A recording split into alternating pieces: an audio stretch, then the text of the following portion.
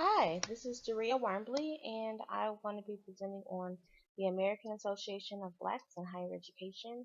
I stumbled upon this association because I was originally supposed to do my presentation on um, the one with the black women within higher education, but I never heard anything back. So I went and I looked around and I stumbled upon this one and I looked on their website and it had some pretty good information and I got the opportunity to talk to um, one of the people that are very active within this organization and gave me an interview and he gave me a lot of really great insight on the the association, what it's there for, and the benefits of joining. So without further ado, here's my presentation. Okay, so here we have the vision and the mission. They have both.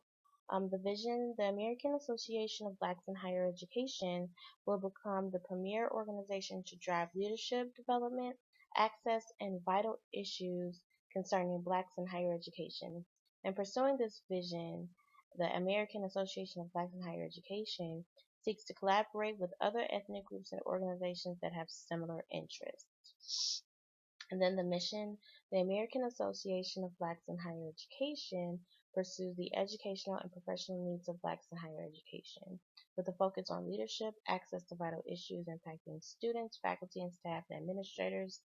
The American Association of Blacks in Higher Education also facilitates and provides opportunities for collaborating and networking among individual institutions, groups, and agencies in higher education in the United States and internationally. Now, from the interview that I had, I got that they live and thrive in their mission.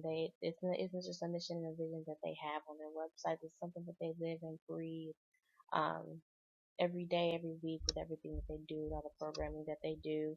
And talking to him, he was very passionate about the organization and having this organization available for specifically for African Americans who have historically been unrepresented in just about every profession imaginable. And so this association um, is available for African Americans who are passionate about higher education, passionate about student affairs, um, they need an outlet to talk about the issues that African American professionals and students face in being in higher education.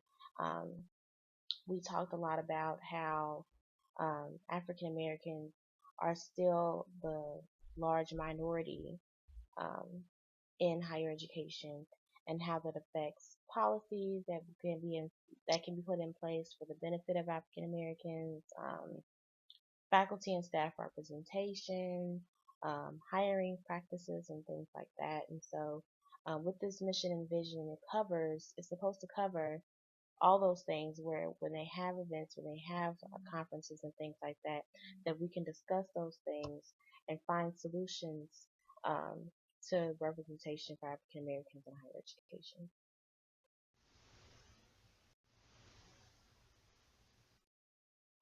Okay, so the history of this organization. So this organization is born out of another association, the Association of Higher Education. Within the association, there was a Black Caucus. So similar to the Black Coalition of Faculty and Staff here at Texas State, they are a subset group within the association that focus on African American slash Black issues within higher education. Um,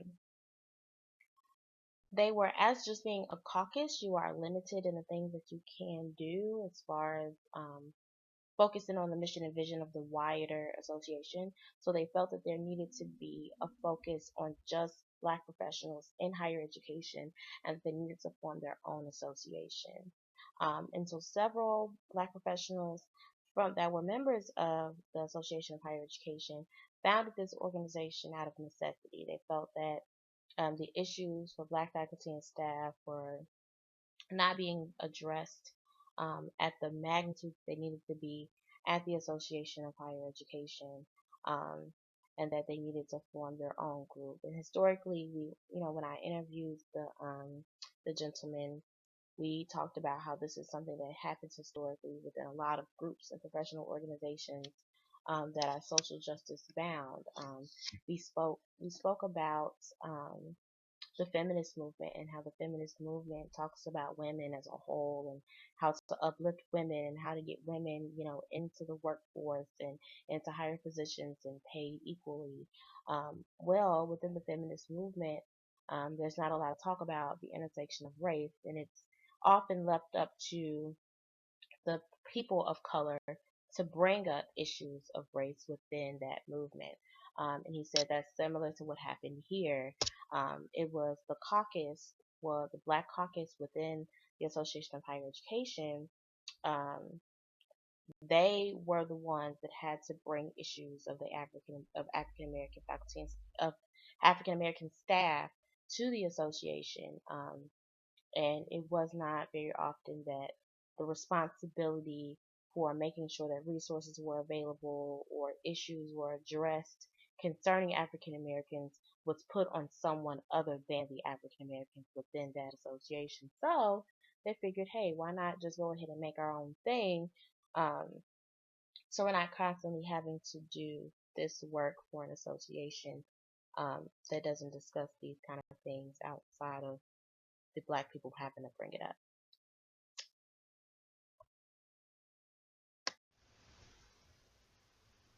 Okay, so collaborations. Um, we talked a lot about the different collaboration opportunities that he has, that the association has. First was diverse issues in higher education. So internally, they discuss diverse issues in higher education, um, not just to do with African Americans, but of all racial backgrounds and of all religious, um, gender, sexuality, those kind of issues. So they try to have conversations around and facilitate healthy quality dialogue around those issues.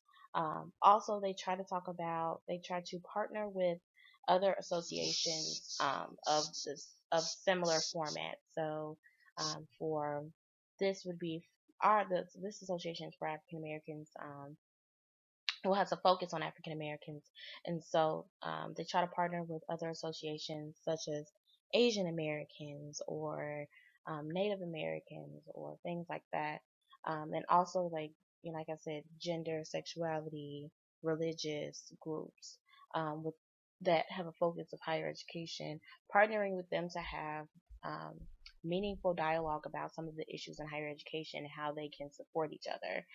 How they can support each other and issues that they both have. So issues that kind of go across the board for all races. They talk about those things, and then they also discuss issues where one group can be an ally to another. So, and a good example of this would be LGBTQIA persons that are in higher education.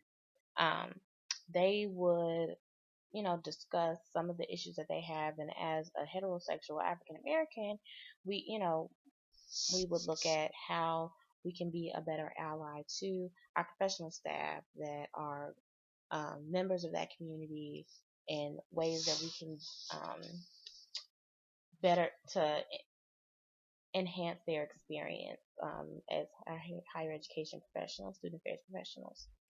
Um, the PhD project. The PhD project is something that they're doing to increase the number of African Americans that have a PhD.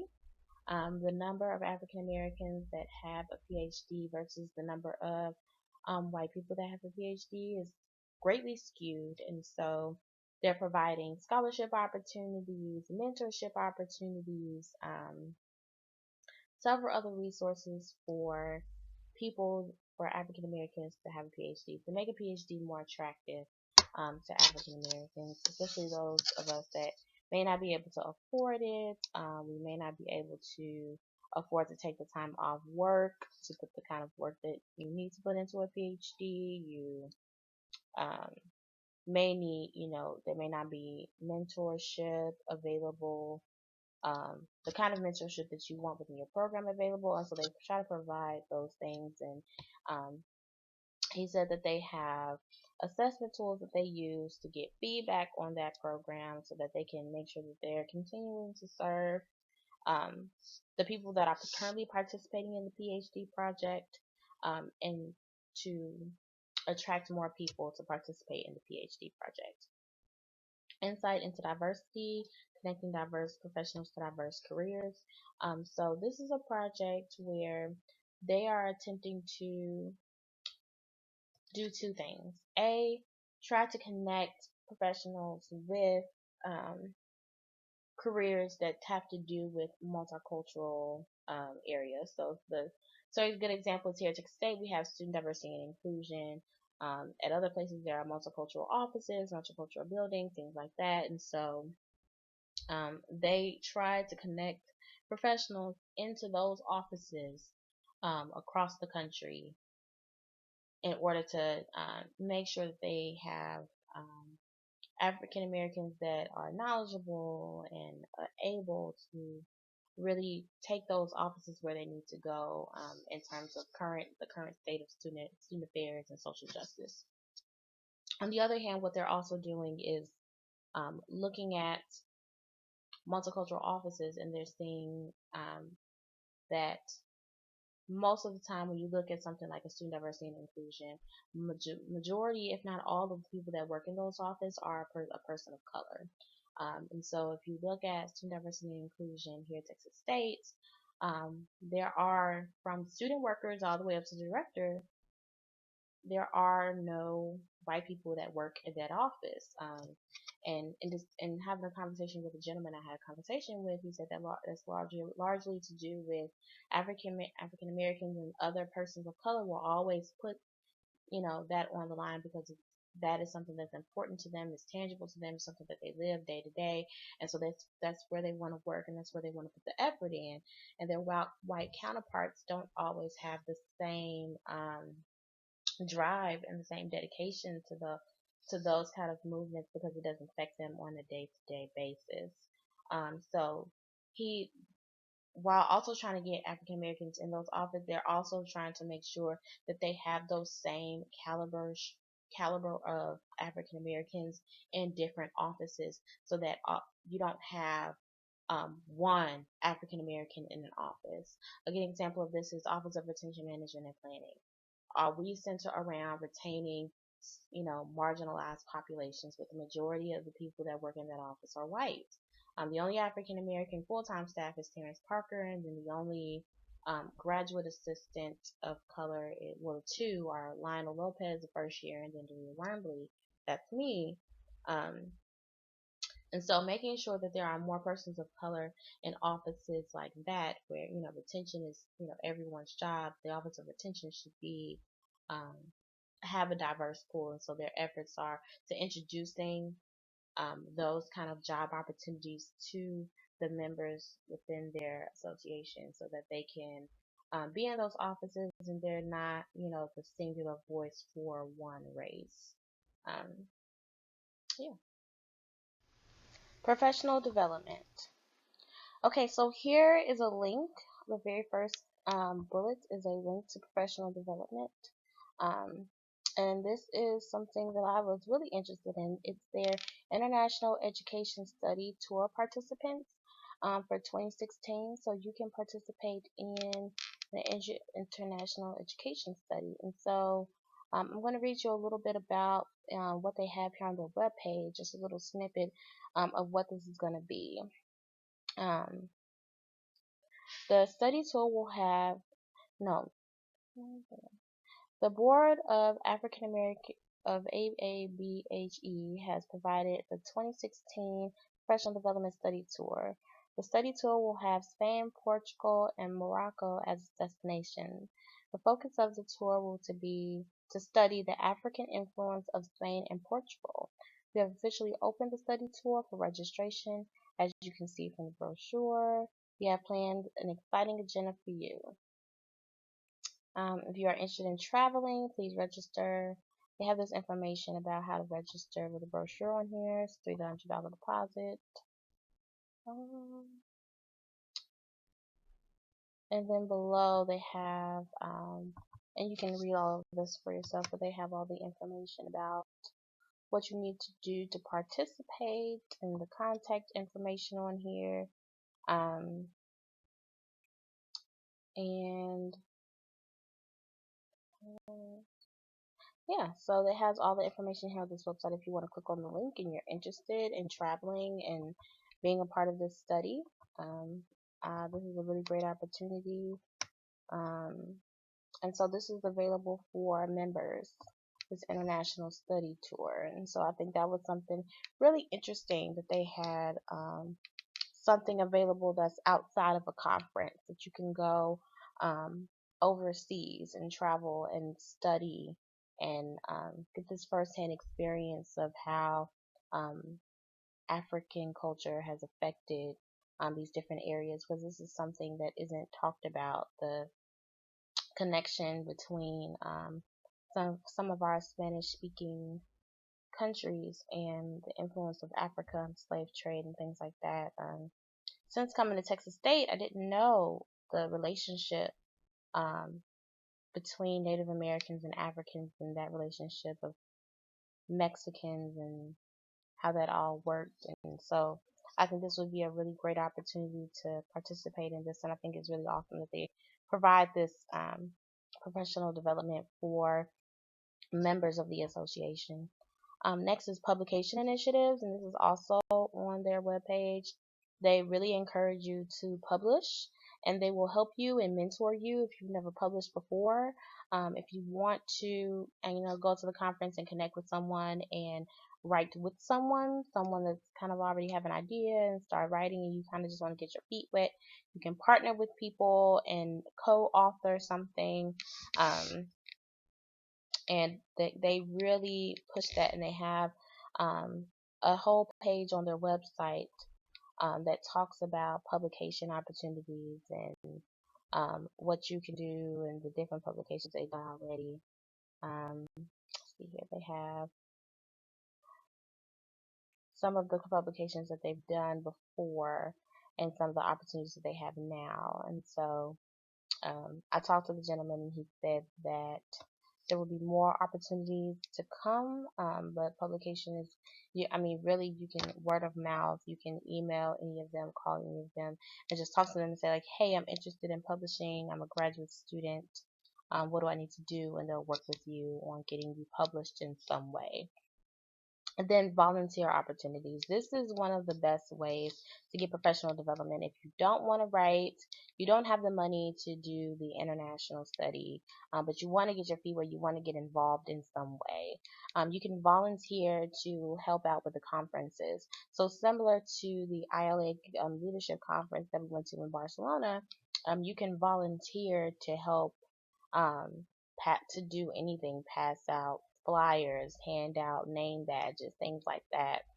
And that gives you the opportunity to attend the conference for free, but also get to have conversations with all different types of people. So it provides you a networking opportunity um, for a pretty low cost to volunteer. You also get to listen to, so you could volunteer to be one of the speakers, so the person that introduces some of the presenters. And so when you get the opportunity to do that, you get to stand up in front of this large group of people, introduce yourself, and then introduce the person. And it kind of breaks the ice for talking to some of the people in the room, networking and things like that. And then you also get to have, some one-on-one conversations with the people that you're presenting to get to know them so that you can, know what you're talking about when you're presenting that person.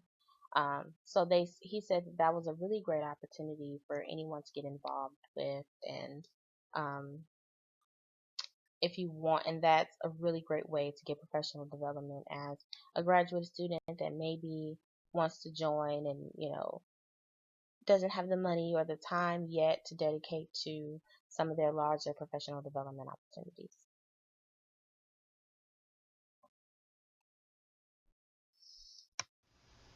Okay, so here are some ways that you can get involved in the association. Um, so here we have the facilitator.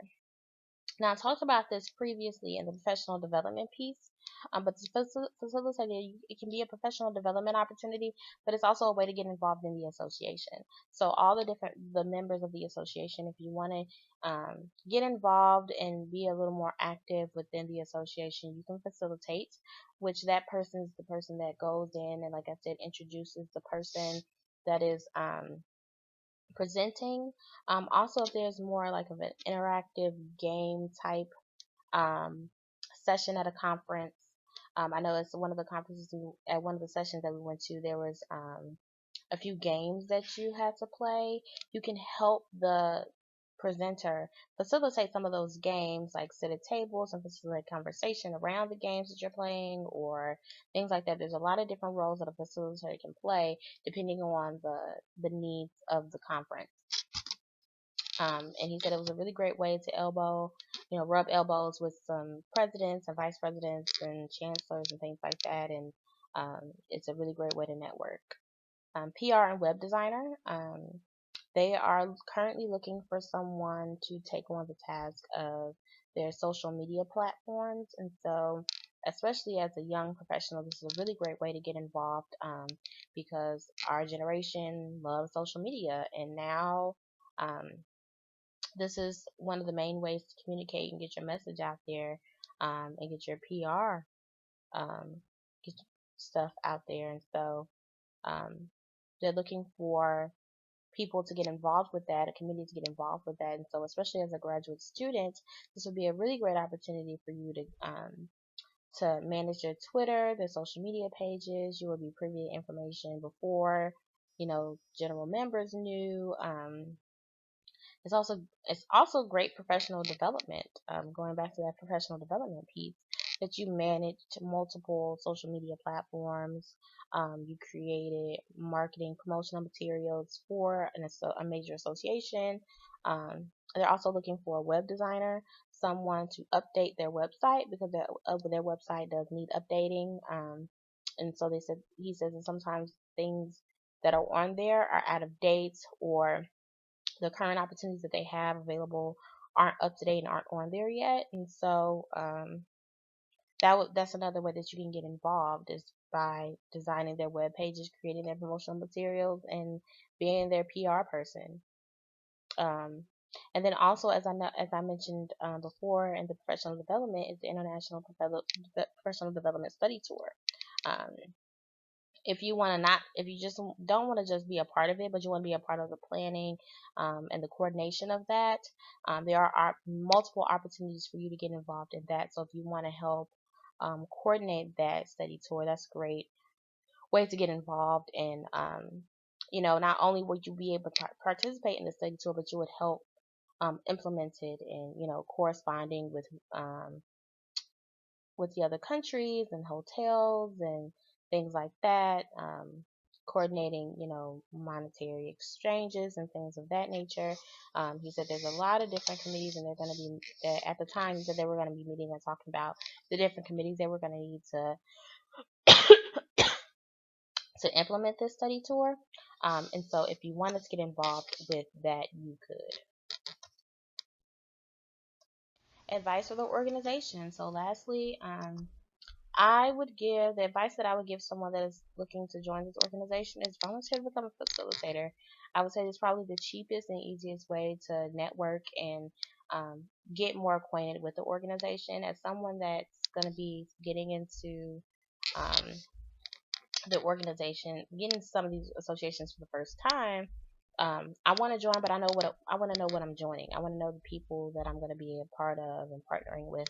And so, being a facilitator, you have the opportunity to get behind the scenes, see some of the people that are involved in this association, and meet some of the presenters that are interested in coming and teaching and sharing their experiences, and then also meeting the general members and things like that. So you get to meet a wide variety of people within the association without spending a lot of money, and it's not a huge commitment. Like for a graduate student, we're working and we're going to school full time, and we have a lot of different commitments. And this is something that is a lower on the commitment pole, but you'll get a lot out of it. Um, Join as a grad. Membership for grads is $55 for the year, which is relatively cheap in comparison to a lot of other associations. So it's better because your members, that he said that your membership lasts for a year. So even now, as I'm about to enter my last semester of grad school, I can pay $55 now, and even as a professional, when I enter in the next few months the professional field, I'll still have membership and have only have paid $55. So he said right now, actually, as a grad, is a really great time to join if I'm looking to save some money. And then also taking advantage of networking with presidents and provosts. He really emphasized the networking opportunities that were available for members, and making sure you're taking advantage of those. And there are so many opportunities to network and get to know people within the association. They are intentional about that. And so taking advantage of all those different opportunities was the main advice that he gave about that. And I feel like he could have probably talked about that for 2 hours or more, but um, yeah, he definitely said that was one of the main things to make sure that you do. So, yeah, thank you for listening. And if you have any questions, let me know. Email me at drw111 at txstate.edu. And thank you for listening. Have a good day.